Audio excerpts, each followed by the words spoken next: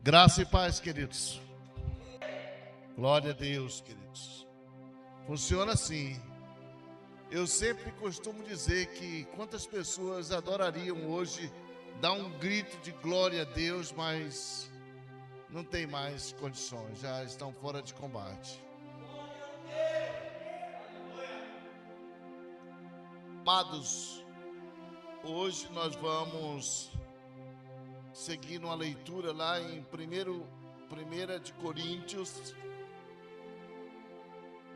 capítulo 6, versículo de número 12. E desde já parabenizar todo o pessoal que ontem estiveram presente conosco lá na nossa confraternização.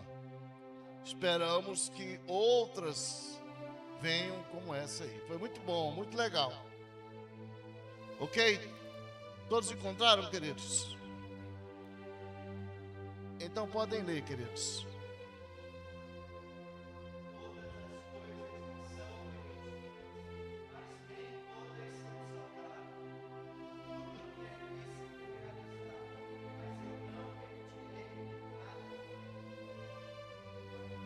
Amém, queridos. Feche seus olhos, curve suas frontes e vamos orar ao Senhor.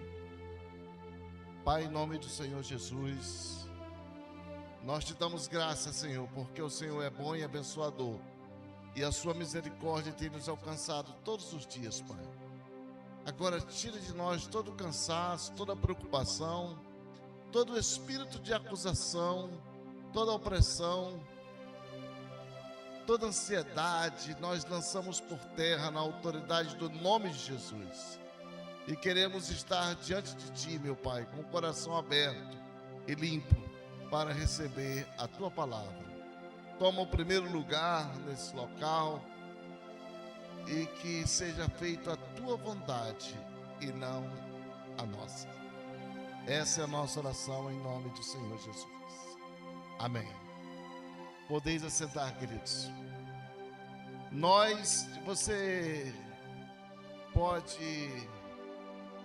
Você pode dizer para você mesmo, né, que você é uma pessoa livre. Jesus, ele disse que se nós conhecêssemos a verdade, essa verdade nos libertaria. Então, hoje nós conhecemos a verdade. Ainda que nós não persigamos essa verdade, mas já conhecemos a verdade. E essa verdade, ela vai nos libertar. Ela vai nos libertar a partir do ponto em que eu reconheço ela como verdade na minha vida.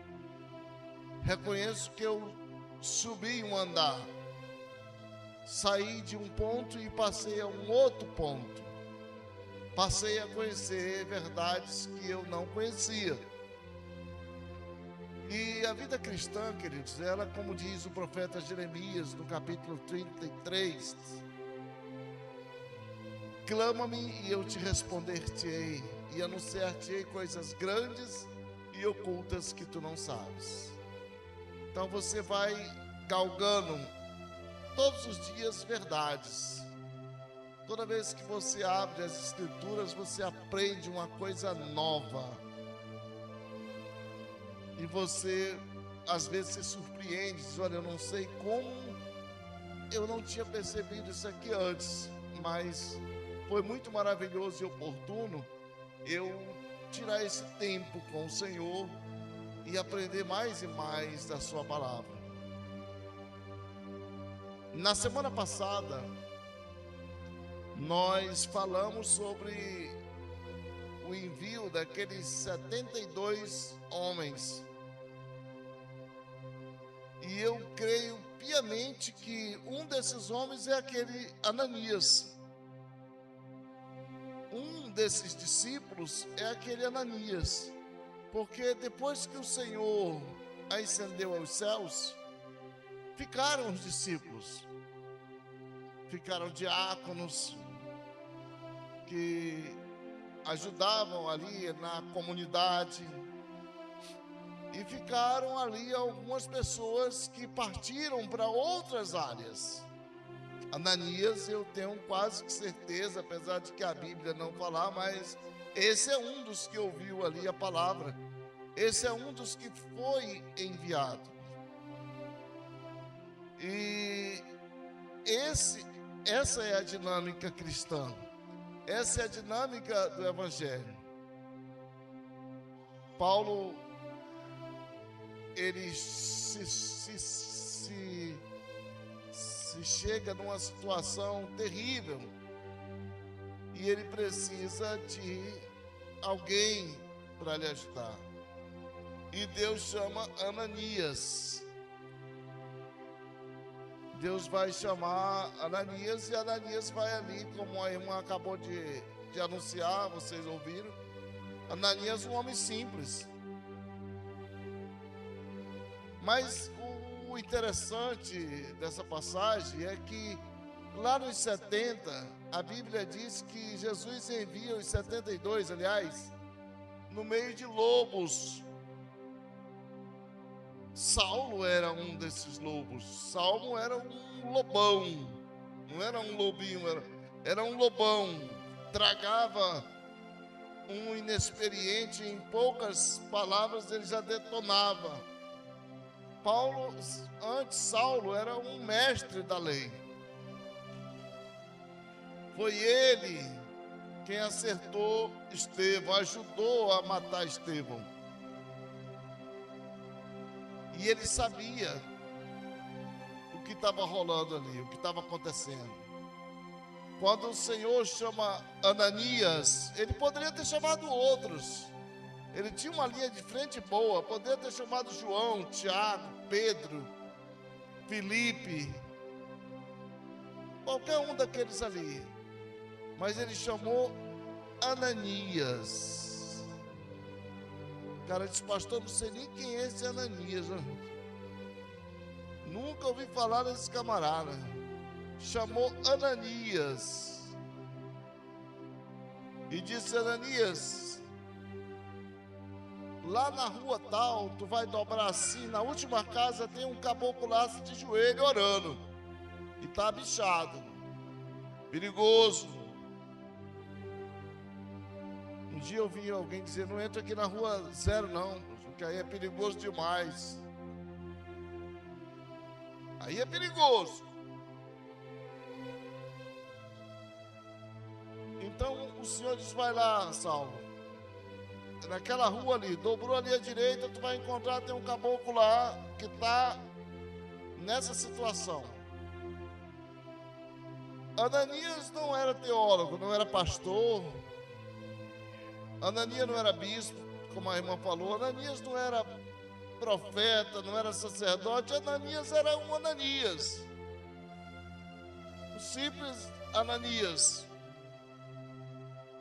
Talvez as pessoas não dessem muita credibilidade a Ananias, mas era lá o Ananias. E Ananias, quando ele entra na porta, que ele encontra, quem ele vê? Saulão, o perigoso. Hoje mudou, ninguém chama mais Saulão. Hoje seria o Saulinho da 0, da 8, né? Mas está lá Saulo de joelho. Ananias poderia ter corrido.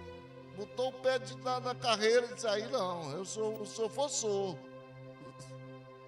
Esse aí não. Para segurar um homem desse aí tem que ser uns 10.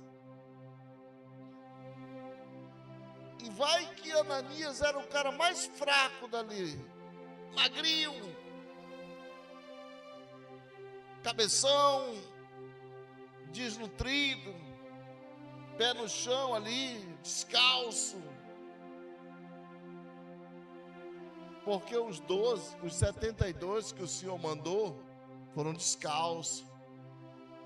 Não levaram carteira, não levaram cartão de crédito, não tinha Pix, não tinha bolsa, não tinha mochila, não tinha nada, não tinha um tênis. Foram liso, puro. Então Ananias, Deus encontra em Ananias uma virtude, a obediência. Ananias, estou pronto, Senhor. Vai, ele foi. Faz, ele fez, ele não correu. Ananias sabia em quem ele cria. Ananias, ele não foi ali, será que vai dar certo? Será que esse cara vai ficar curado mesmo? Vai que ele me dá umas pancadas aqui? Não foi assim que Ananias. Ananias, ele tinha convicção. E ele sabia que Saulo era perigoso. Já tinha matado muitos cristãos. E ele não foi com aquele papo de excelentíssimo senhor Saulo, meritíssimo Saulo. Ele disse, irmão Saulo. Já enquadrou Saulo na irmandade. Disse, irmão Saulo, o Senhor mandou vir aqui orar por ti. Levanta a cabeça. E aí ele bota a mão ali em cima impõe as mãos sobre Saulo, e Saulo passa a ver novamente. As escamas caem ali dos olhos de Saulo. Depois ele vai apresentar Saulo à comunidade. Olha aqui quem que eu ganhei para Jesus. Saulão, já era parceiro dele. Isso há 2000 anos atrás, queridos. Mas será que hoje ainda funciona assim? Será que você ainda hoje pode dizer, olha, eu estou orando ali pelo fulano de tal, que a comunidade julga ser o mais perigoso? Será que a gente ainda pensa dessa maneira, ou você diz, não, deixa esse cara para lá, esse cara não vale a pena? Porque o Senhor sabia, queridos, aqueles 72 homens foram escolhidos, apesar de que Jesus, o mestre por excelência, conviveu com eles ali por um bom tempo, mais ou menos uns 2 anos, no seu ministério público. Eles foram escolhidos não porque estavam prontos do ponto de vista teológico ou do ponto de vista intelectual. Eles estavam prontos porque eram obedientes à palavra.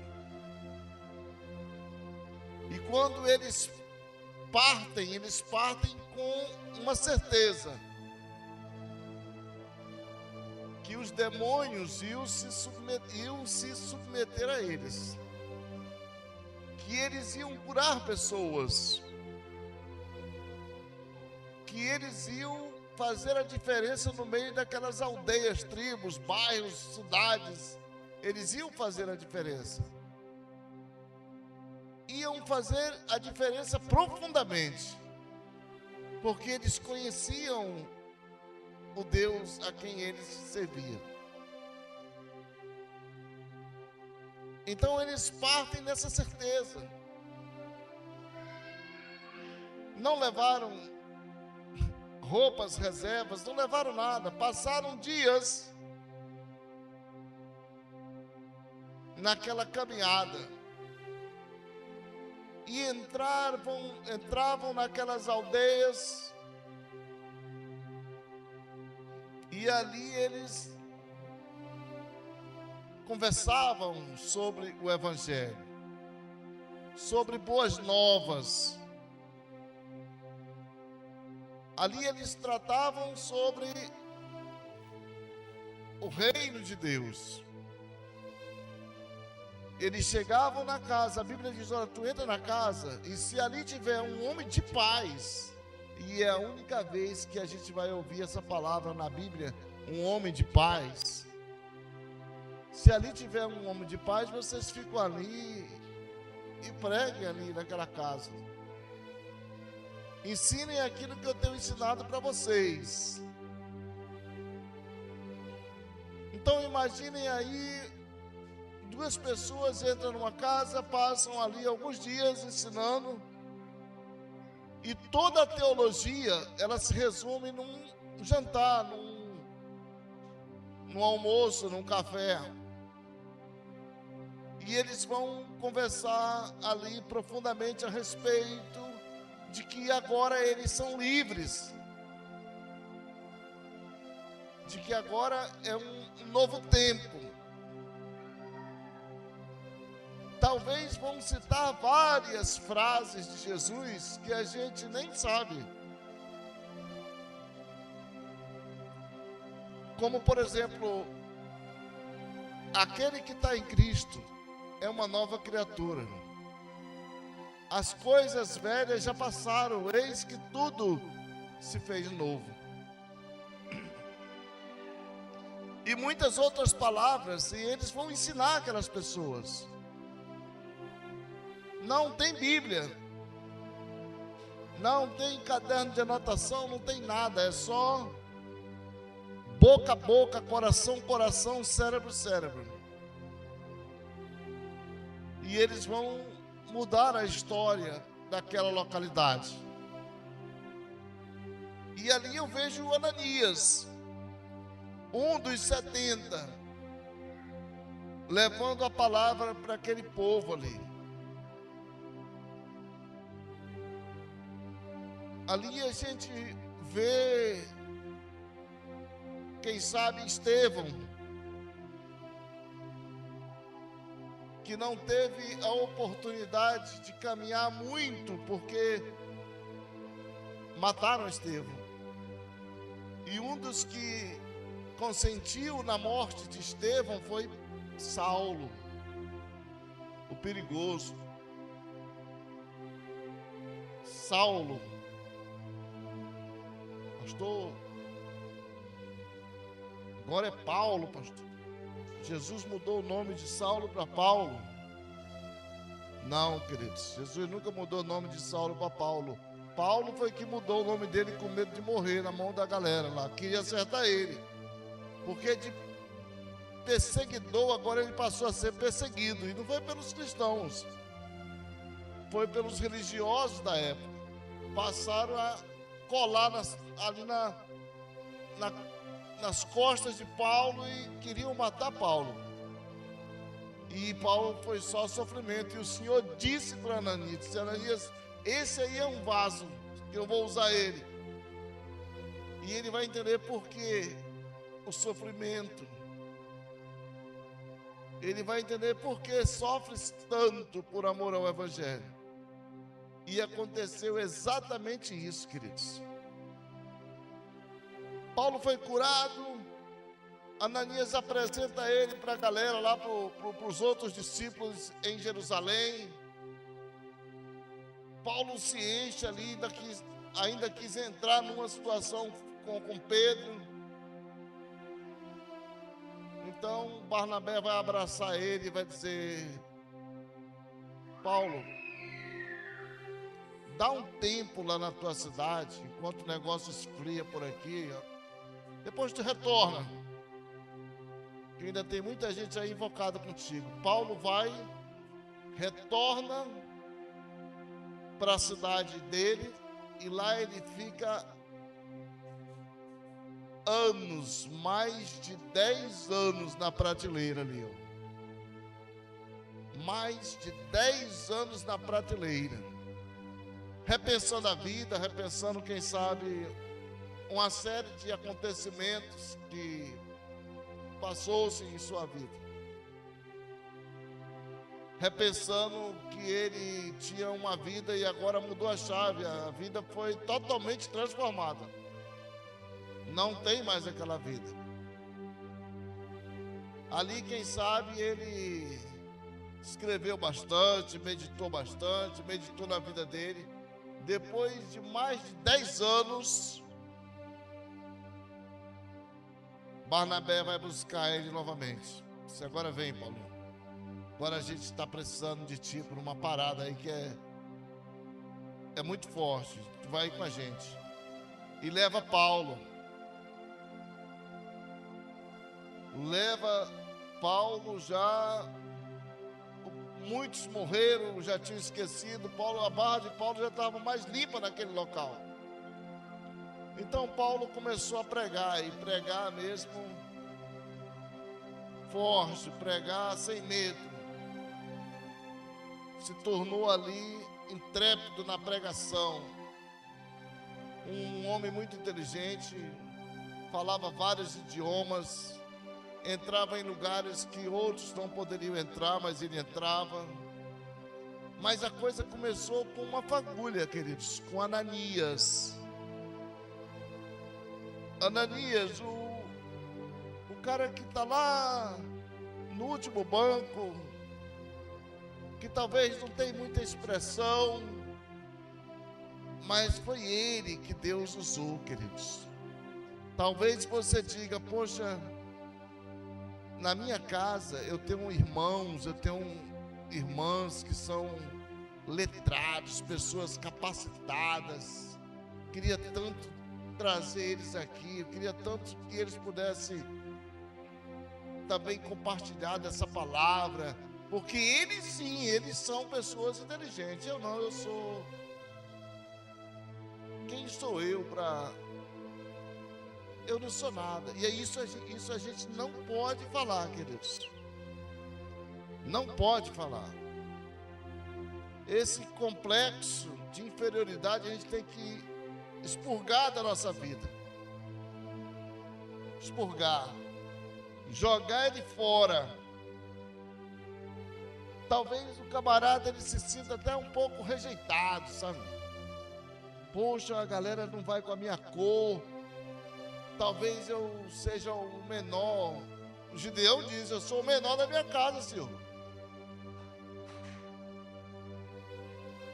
Olha, eu tenho um irmão que é presença, tá? O cara lá é show de bola, dá uma palestra, o homem é fera.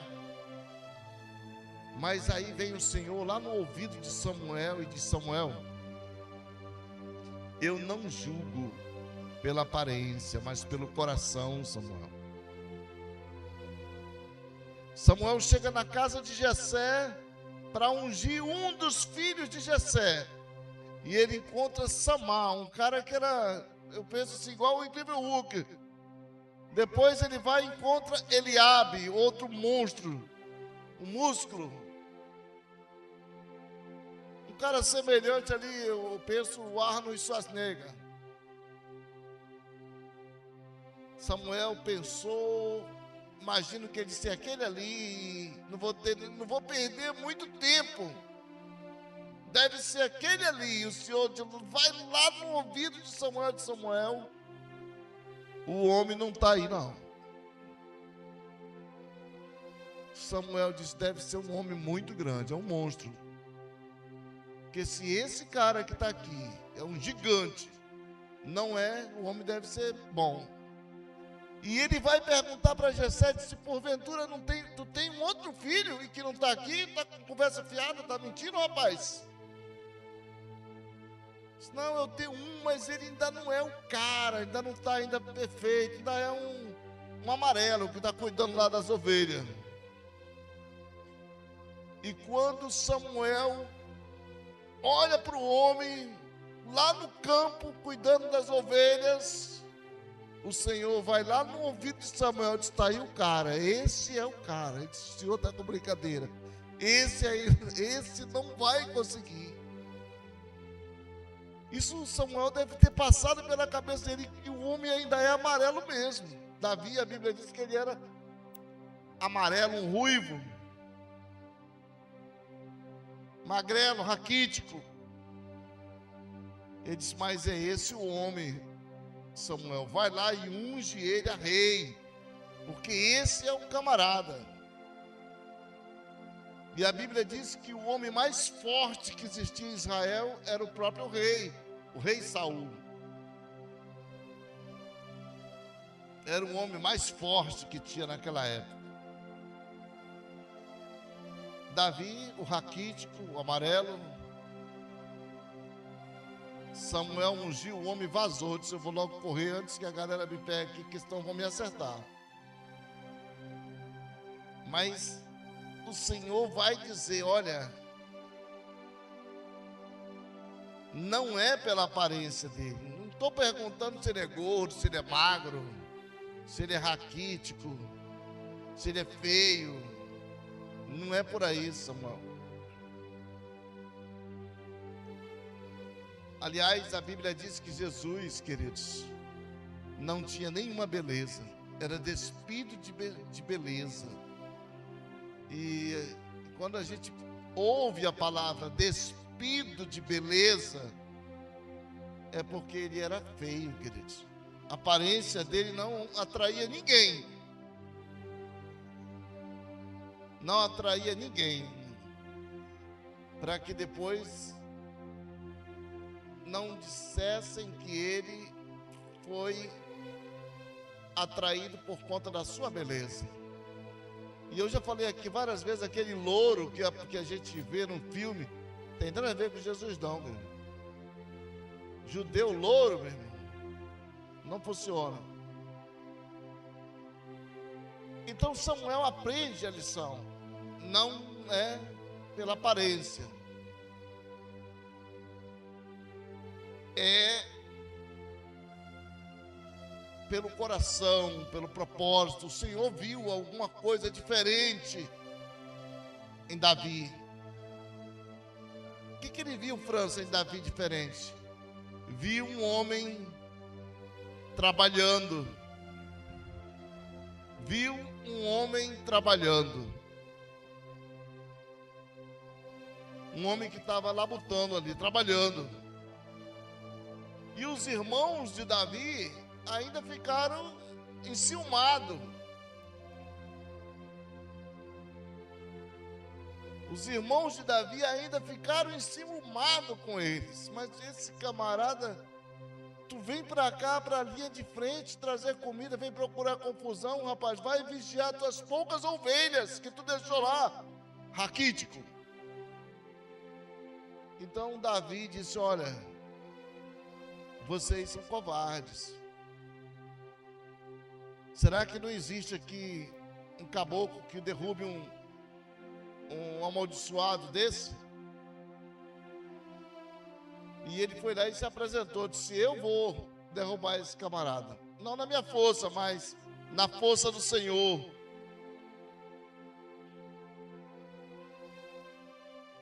O rei disse: rapaz, já que esse cara se apresentou aí, ou ele é maluco, ou a gente ganha pelo menos tempo com ele. E para a gente não ver ele morrer tão feio, vamos dar a armadura para ele, só porque ele é corajoso. O rei botou a armadura de honra em cima de Davi. Davi não saiu nem do lugar. Tira, isso aqui está me atrapalhando. E ele foi sem armadura, sem nada, e até o gigante que estava do outro lado ficou impressionado. Rapaz, será que esses caras estão com onda? Curtiram com a minha cara? Mandar um amarelo desse para cá? E Davi vai argumentar com ele, né? Diz: olha, eu vou te derrubar, Golias. Não pela minha força, mas pela força do Senhor.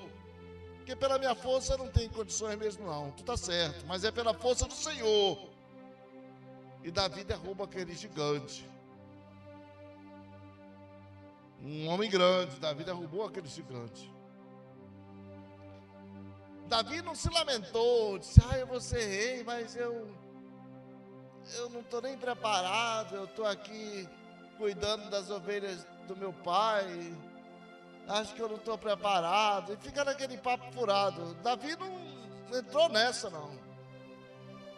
Quando Samuel disse: vem, já estou aqui, já estou aqui, Samuel. Consagrou ele ali, ungiu ele ali. Olha só como é importante a gente entender as coisas.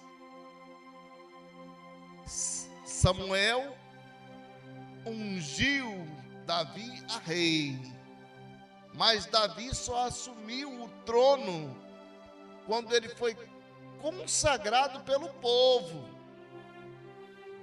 Porque tem gente que ele acha que ele vai ser consagrado porque o outro vai empurrar ele lá, vai colocar ele, vai dar honra para ele, e ele vai governar, e ele não vai nem sair do lugar, queridos.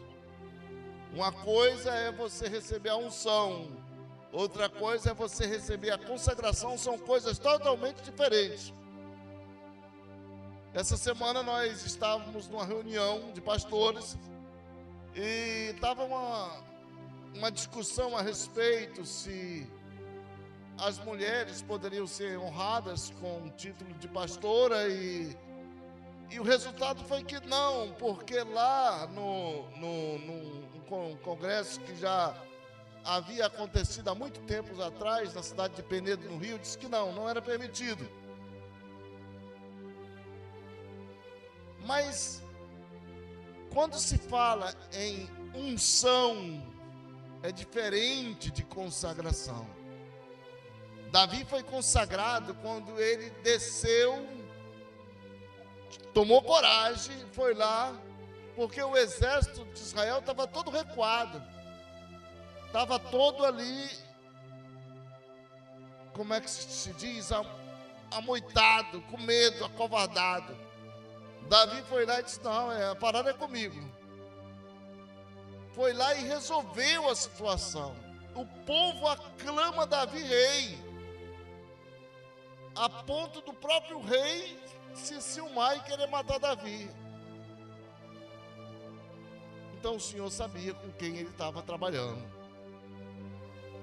Eu fico imaginando o Senhor dizendo: esse é o meu garoto, esse é o garoto segundo o meu coração. Então, quando você ouvir falar que Davi é segundo o coração de Deus, mas França, mas ele acertou isso, aprontou muito, foi um homem sanguinário e tal, mas ele nunca consultou a outros deuses senão o Senhor. Por isso ele foi um homem segundo o coração de Deus. Então não se covarde, quando alguém apontar você se levante e diga: eis-me aqui. Eu não vou na minha força, talvez eu não tenha essa intelectualidade que tem o irmão, mas eu vou na intelectualidade do Senhor. Ele vai me dar discernimento.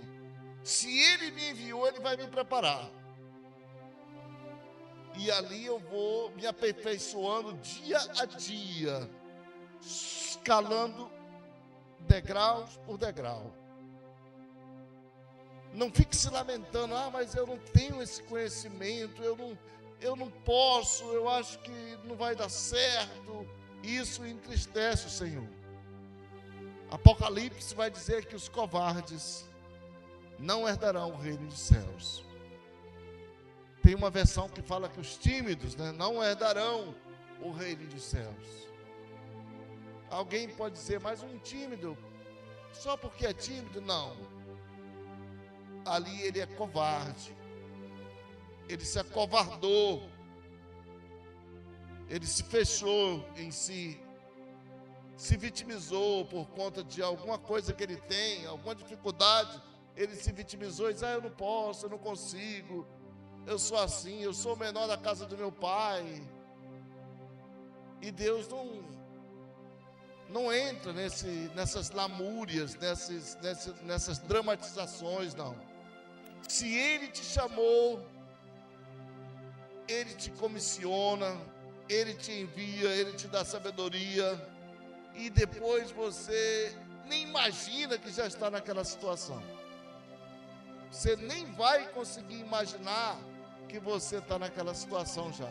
Você se envolveu tanto que você já esqueceu. É tipo andar de bicicleta. Caiu a primeira, a segunda e tal, mas depois você já anda fazendo graça, soltando até o guidão. Então é assim que o Senhor prepara a pessoa. Aqueles 72 que foram comissionados, eu tenho certeza que dali saíram vários e fizeram a diferença. E durante o tempo que eles estiveram naquelas casas ali, eles não estavam preocupados em falar dos profetas, não estavam preocupados em falar das tribos de Israel. Não, eles estavam preocupados em anunciar uma palavra. olha, o reino de Deus chegou, está entre nós. O reino de Deus está aqui, está entre nós. Recordam quando Filipe, lá em João 2, acho que João 2, se não me engano, ou João 1, ele chega lá e chama o parceiro dele, um amigo dele, chamado Natanael. Diz: Natanael, encontramos o Cristo, aquele de que as Escrituras falam. Encontramos o Senhor Jesus de Nazaré. E Natanael vai dizer: pode, porventura, vir alguma coisa boa de Nazaré? Talvez Natanael deu uma risada. E Filipe não entrou em detalhe, não conflitou com ele. Disse: vem e vê. Vem ver. E Natanael caminha até onde estava Jesus, e Jesus olhou e disse: eis o verdadeiro israelita, no qual não há dolo, não há crime. Então Natanael vai dizer: de onde tu me conheces? Natanael deveria ser um cara muito letrado. Jesus, quando diz: eis aí um verdadeiro israelita, no qual não há dolo, ele não está falando em fariseu, ele não está falando nos saduceus, nos perseguidores, ele não está falando dessa galera não, ele fala num camarada diferente. Eis um verdadeiro israelita. Natanael vai responder dizendo: de onde tu me conheces? E Jesus vai dizer: antes que tu chegasse aqui, eu já te via debaixo da figueira. Natanael ali vai se derramar em lágrimas e diz: tu és o Filho de Deus. Não me pergunte o que ele estava fazendo embaixo da figueira, que eu não sei, queridos. Mas que ele estava fazendo alguma coisa, estava, e era impactante. A palavra foi simples, queridos. Não perdeu tempo, não discutiram. Porque tem camarada que ele vai e volta e diz: pastor, não deu, olha, fui conversar com fulano, o homem é muito complicado, é problemático, e esse não vai se converter, eu não acredito não. Discutiu e talvez entrou em atrito. Filipe não entrou em atrito com Natanael, só disse: vem e vê. Como o rapaz era bem arrumado na leitura, foi e viu. E ali ele não teve como se conter, queridos. Então é isso, quando o Senhor te chamar, faça como Isaías. Isaías, ele era um homem de lábios impuros. E quando o Senhor disse: a quem enviaremos? Ele disse: eis-me aqui, Senhor. E o Senhor colocou uma tenaz nos lábios dele e enviou Isaías. Criou coragem, queridos. Criou coragem. Por isso, uma das qualidades que o Senhor tomou para enviar aqueles 72 homens foi coragem. Coragem. Por que ele chamou Ananias e não chamou Pedro? Porque ele sabia que Pedro não ia entrar nas regiões de Damasco. Ele sabia que Pedro ainda não estava 100% para encarar essa realidade. E quando encarava com um certo desdenho. Foi preciso Paulo, depois de convertido, explicar para ele: Pedro, não é dessa maneira. Chamou Ananias: vem cá, Ananias, vai lá e faz assim, assim, assim, assado. Ananias não perguntou nada, não questionou, foi lá e fez conforme a palavra do Senhor. Ananias poderia ter dito não. Ananias poderia ter rejeitado a palavra. Nós somos livres. O Senhor, queridos, observe bem uma coisa: o Senhor morreu na cruz e pagou o preço do nosso pecado. Antes nós éramos escravos do pecado. Hoje nós somos livres. Mas França, mas ainda existe o pecado e ainda continuamos a pecar.